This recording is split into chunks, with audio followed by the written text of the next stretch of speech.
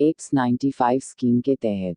नमस्कार दोस्तों, daily news पर आपका स्वागत है। ईपीएस से जुड़ी हर खबर सुनने के लिए चैनल को सब्सक्राइब करें। न्यूनतम मासिक पेंशन में बढ़ोतरी संभव नहीं, बजट समर्थन की होगी जरूरत।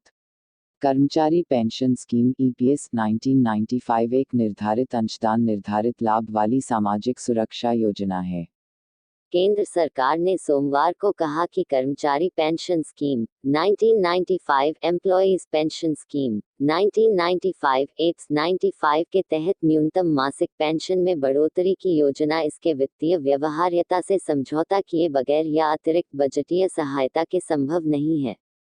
श्रम मंत्री संतोष गंगवार ने लोकसभा में एक लिखित उत्तर में कहा कि सरकार ने ईपीएस 1995 के संपूर्ण मूल्यांकन और समीक्षा के लिए एक उच्च स्तरीय निगरानी समिति का गठन किया है। इस समिति ने कुछ निश्चित शर्तों को पूरा करने पर मासिक पेंशन में बढ़ोतरी की सिफारिश की है। गंगवार ने कहा कि योजना की वित्तीय व्यवहार्यता के साथ समझौता किए बगैर और या अतिरिक्त बजटरी समर्थन के न्यूनतम मासिक पेंशन में बढ़ोतरी करना संभव नहीं है।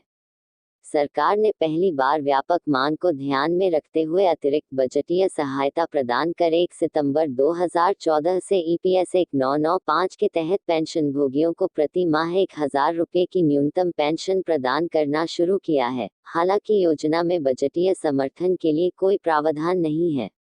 मंत्री ने यह भी कहा कि कर्मचारी पेंशन स्कीम ईपीएस 1995 एक निर्धारित अंशदान निर्धारित लाभ वाली सामाजिक सुरक्षा योजना है। इस योजना के प्रावधान के मुताबिक पेंशनभोगियों को पेंशन का भुगतान एक पूल्ड अकाउंट से किया जाता है, जिसमें कर्मचारी की ओर से नियोक्ता द्वारा 8.33% अंशदान, वैधानिक सीमा 15,000 रुपये प्रति माह दिया जाता है और 1.16% अंशदान, 15,000 रुपये तक कर्मचारी की ओर से केंद्र सरकार द्वारा किया जाता है।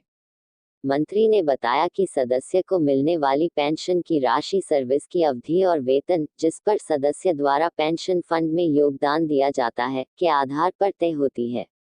कर्मचारी यूनियन ईपीएस 95 के तहत अधिक न्यूनतम मासिक पेंशन के लिए सरकार पर दबाव डाल रही हैं। शुरुआत में उन्होंने योजना के तहत 3,000 रुपये प्रति माह पेंशन की मांग की। बाद में उन्होंने न्यूनतम मासिक पेंशन को बढ़ाकर 5,000 रुपये या इससे अधिक करने की मांग शुरू कर दी। ईपीएस 95 के तहत पेंशन इंडेक्स या मुद्रास्फीति से जुड़ी नहीं है और यह पूरे समय स्थिर रहती है। ईपीएस 95 योजना का संचालन कर्मचारी भविष्य निधि संगठन ईपीएफओ द्वारा किया जाता है।